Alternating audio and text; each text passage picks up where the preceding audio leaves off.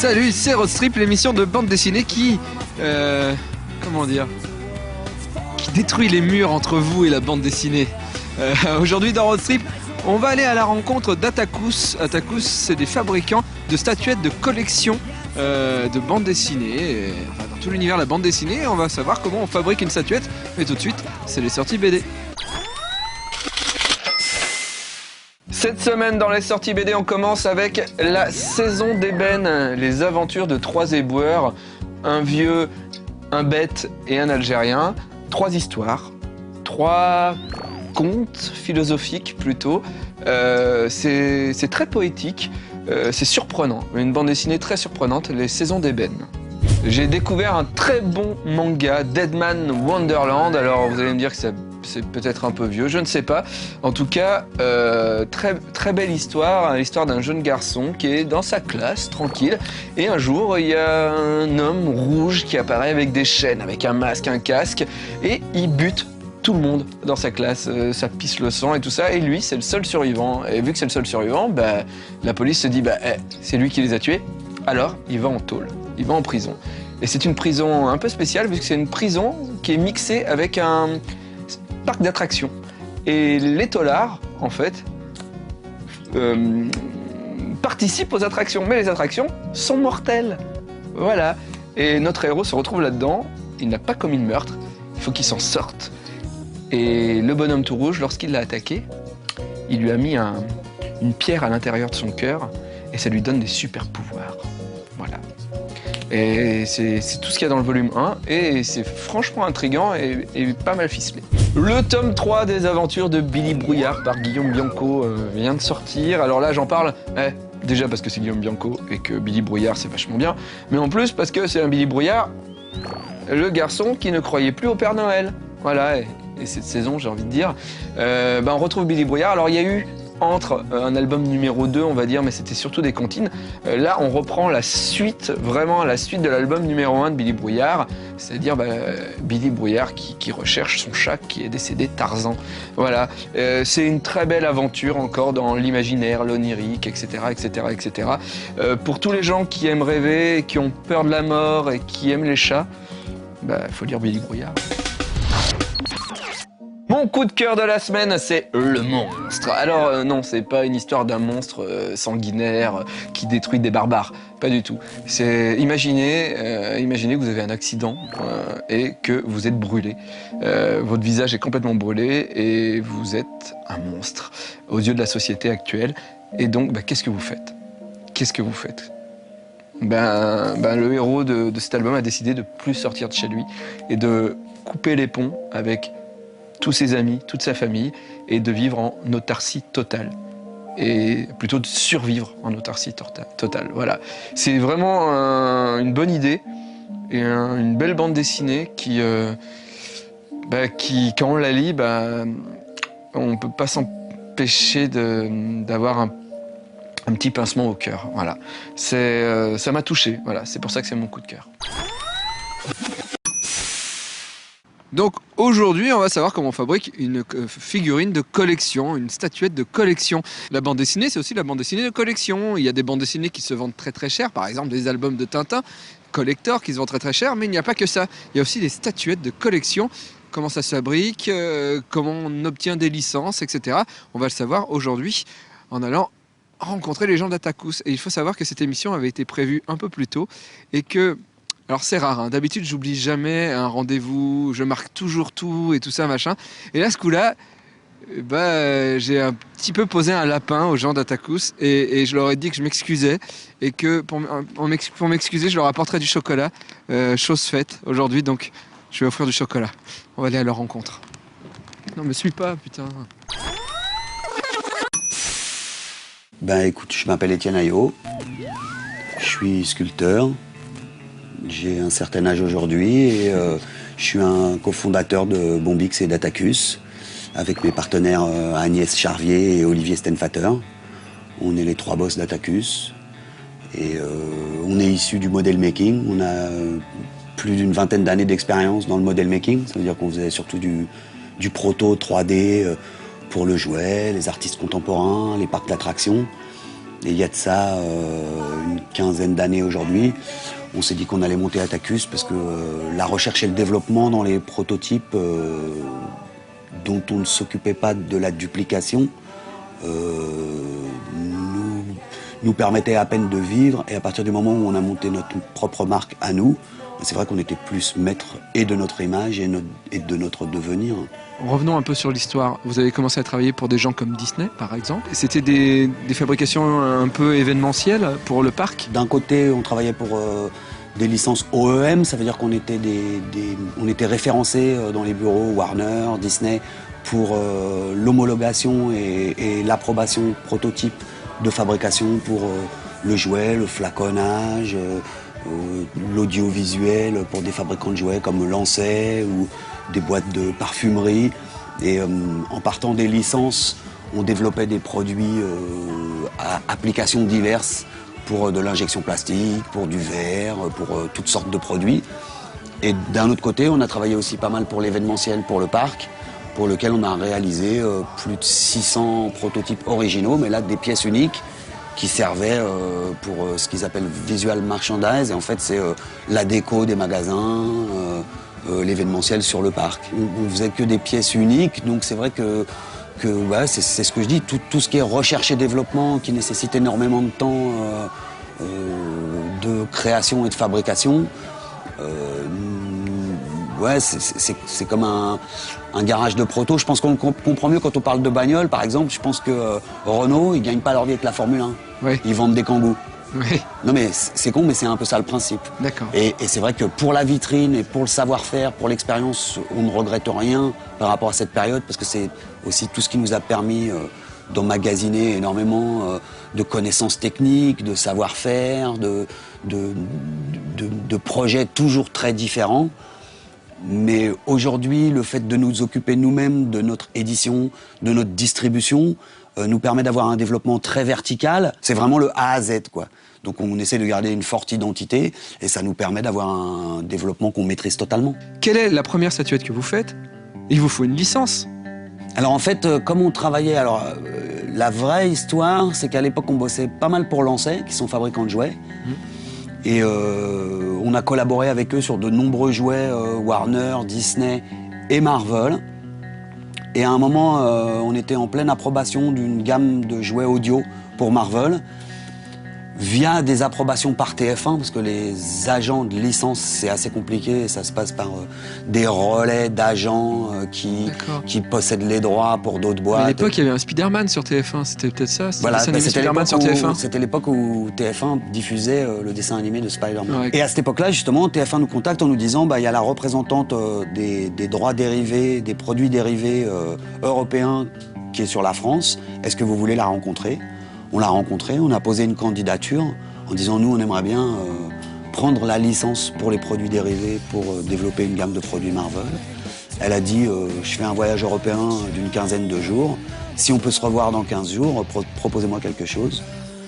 À ce moment-là, on a choisi une graphic novel de Charles Vess qui s'appelle Spirit of the Earth, qui est une des rares aventures de Spider-Man en Europe, en l'occurrence en Écosse. Et on a réalisé le Spider-Man sur sa tour, qu'on a présenté à son retour de voyage. Elle est partie avec aux US et c'est comme ça qu'on a contracté la licence Marvel. Et à l'époque, on a commencé avec des produits Marvel et également des licences sur fluide glacial, où on a travaillé avec Gottlieb, Edica, Solé, Coyote. Et voilà, c'est comme ça qu'on a commencé dans le produit dérivé.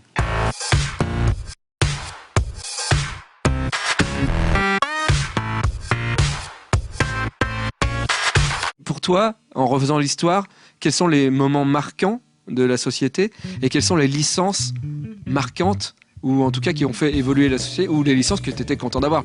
C'est toujours pareil, je pense que nous, je suis très dualiste, hein, ouais. Mais je dirais qu'il y a deux axes. Forcément, il y a les licences majeures, des majors, comme Marvel et Star Wars, et c'est vrai que c'est très gratifiant pour nous. Jamais j'aurais imaginé, étant gamin, que je me retrouverais Park Avenue dans les bureaux de Marvel ou qu'on pourrait approcher George Lucas et le convaincre de nos aptitudes à travailler sur la licence Star Wars.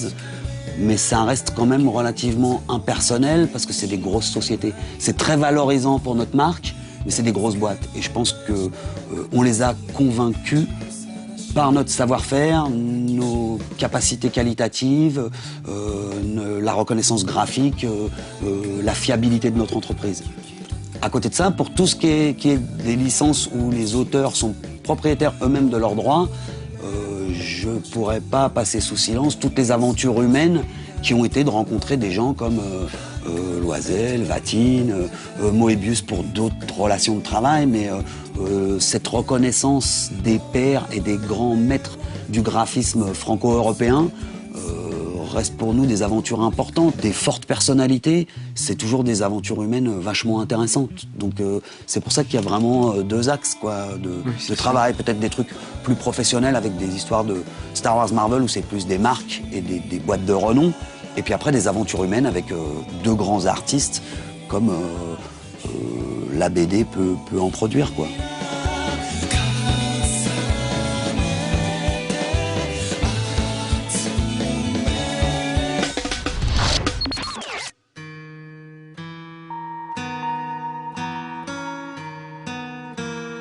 Vous avez des pièces maîtresses. Il y a la fabuleuse représentation du village d'Astérix pour les 50 ans. Là aussi, on m'a dit qu'au début, c'était pas gagné de travailler pour Uderzo ou pour les éditions Albert René. Et c'est d'avoir fabriqué une pièce complètement folle qui vous a permis d'avoir la licence Astérix. C'est lors d'approbation d'action figure aux éditions Albert René qu'on a rencontré les équipes de direction artistique qui donnent les approbations pour les volumes et qu'on leur a dit putain on aimerait tellement bosser avec vous et là le feedback qu'on a c'est c'était quoi octobre 2009 je crois il y a les 50 ans d'Astérix. Qu'est-ce que vous pensez? Et à ce moment-là, je pense que c'est notre côté fondu et passionné qui fait que nous étions les seuls à pouvoir, et je le dis avec une grande fierté, relever ce genre de défi un peu psycho, de dire, voilà, d'un seul cri d'un seul, tous les trois, on a dit putain, il faut se faire la baston du village d'Astérix. Parce que c'était ce qui nous paraissait le plus représentatif de nos souvenirs de ces lectures du temps de pilote ou des albums qu'on a lus quand on était gamin, où voilà, c'était ce qui représentait Astérix. Oui. Si un sculpteur unique avait travaillé sur le développement de la pièce d'Astérix, c'est plus d'1 an de travail. En fait, on a réussi à comprimer le temps parce qu'on a été plusieurs à bosser dessus. J'ai créé la première esquisse en pâte à modeler de la composition de la pièce. Après, on a travaillé à une cire, et là, on était plusieurs à réaliser des parties, puisque en fait, c'est articulé comme des mini-scènes imbriquées les unes dans les autres. Et puis après, quand on est passé à la résine et que là, on a commencé à nettoyer toutes les pièces, je sais pas, il y a plus de... Je dirais, il y a plus de 150 morceaux pour cette bagarre de environ 50 personnages. Donc après, il y a beaucoup de gens qui bossent dessus, plus toutes les recherches couleurs et tout ça, donc c'est vraiment un boulot d'équipe. Mais en temps de développement, ça représente 1 an de travail. La dernière fois, en fait, on avait pris rendez-vous et ça fait 3 ans que je fais cette émission et en 3 ans, j'avais jamais raté un rendez-vous et vous êtes les premiers à qui j'ai posé un lapin. Et je suis désolé. Mal de vous dans votre dos ici, c'est grave. Et donc j'avais promis d'amener des chocolats pour me faire excuser. C'est bon, parce qu'il va tout bouffer. Vous voyez, ils vont même pas les voir, mais si. Non, Alors, est-ce que avant qu'on parte, est-ce qu'on pourrait voir comment ça fonctionne de faire une figurine de A à Z en fait. Le mieux, ça serait d'aller dans l'atelier. Voilà, on aura toujours le même principe de développement, c'est-à-dire que au départ, une fois qu'on a choisi le sujet qu'on va développer, en l'occurrence un Kashyyyk Trooper, il faut sélectionner une pose. Voilà, donc voilà la pose qui a été sélectionnée. Cette photo-là, en fait, c'est la statuette qu'on voit là. C'est la photo de la pose de départ. D'accord. Donc on soumet ça à l'ayant droit, alors là en l'occurrence Star Wars. Et une fois qu'on a l'idée géniale du choix du perso et de sa pose, une fois qu'on est d'accord avec l'auteur ou l'ayant droit, on valide cette étape. Alors après, il y a plusieurs processus de travail. Les premiers jets de travail, on va travailler, alors là en l'occurrence c'est en cire, mais ça peut être en pâte à modeler. Quand c'est des grosses tailles, ça peut même être en terre. D'accord. Ce que nous on appelle Ça c'est de la cire. Ouais. C'est ce que nous on appelle un matériau périssable en fait, qui nous permet de faire du modelage et d'ajouter et de retirer de la matière autant qu'on veut. D'accord. Donc toutes ces étapes-là, on a des rendez-vous avec ou l'auteur ou les ayants droit pour valider la pose. Hein, voilà, remonte, grossit le nez, baisse le bras. Enlève le nez. Voilà, enlève le nez.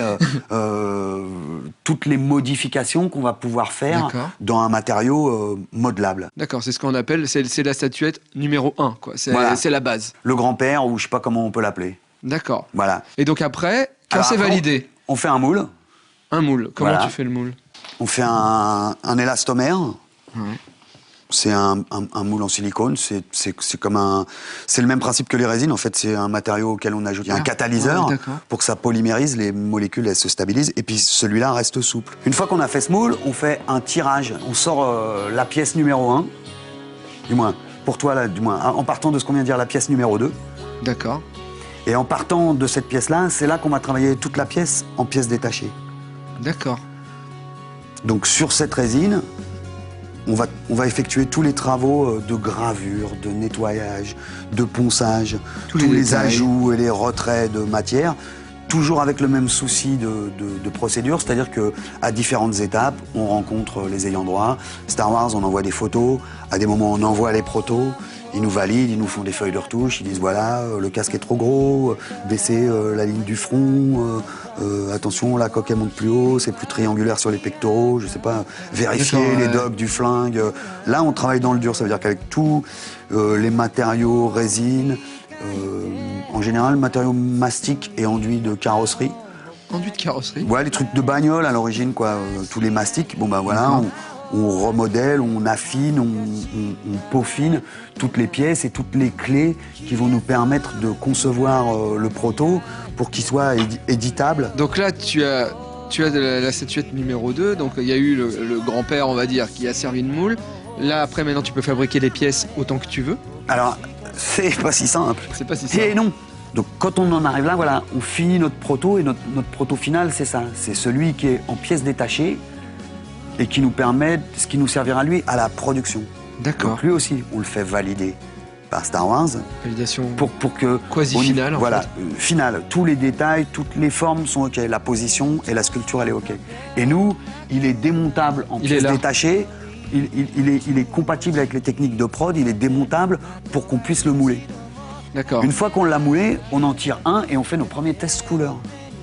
Qu'il faut aussi faire valider. C'est-à-dire que voilà, toutes les couleurs, les positionnements, les traitements graphiques. Alors là, bon, en l'occurrence, c'est du Scratch, c'est du Destroy parce que c'est Kodi, c'est la version de Lord 66. Mais voilà, donc une fois qu'on a fait notre couleur, ben, on passe à l'étape de prod. Et là, c'est pareil, ben, il commence à la duplication et ça marche comme un BAT d'imprimerie. Il nous renvoie un exemplaire couleur qu'on valide, qu'on fait valider. On dit voilà, respectez les couleurs, respectez la forme. Et voilà, c'est comme ça. D'accord. Et après, mise en carton. Voilà, après on reçoit la prod. Après, on a tous nos registres, on numérote nos pièces. On a nos certificats d'authenticité. On a nos registres pour souvent, être sûr c'est du 500 pièces. Ça va entre, pour les séries les plus petites, entre 50, 60, par exemple, le troll échelin, je sais que c'est... Il y a une version marbre qui est tirée à 9 exemplaires, je crois. Et puis, il y a une version couleur qui est tirée à 60 ou 70 exemplaires. Et ça va pour les Star Wars jusqu'à 1500 pièces. Ou pour les petits qu'on fait, là, les petits au 10e, c'est des séries de 2000 pièces ou un truc comme ça.